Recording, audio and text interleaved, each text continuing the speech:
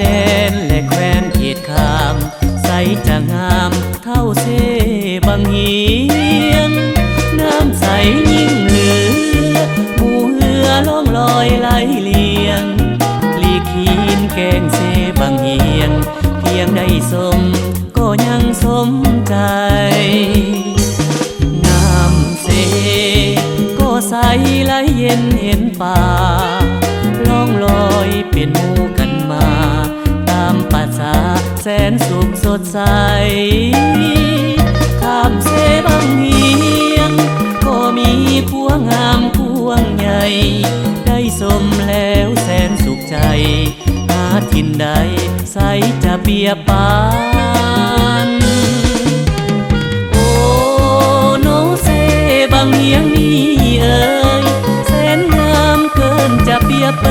ยสุดจะเอ่ยความหมายปองมันธรรมศาสตร์แห่งนี้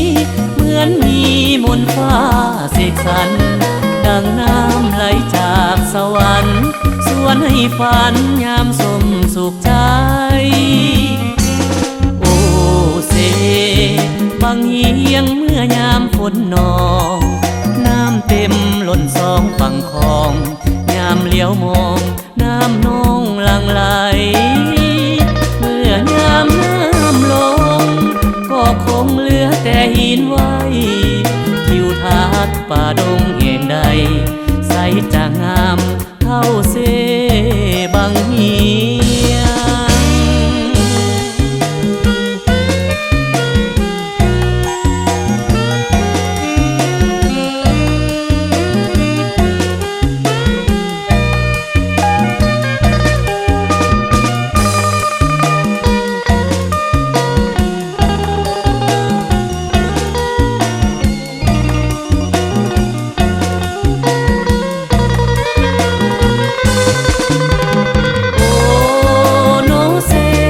เหียงนี้เอ่ยแสนงามเกินจะเปรียบเป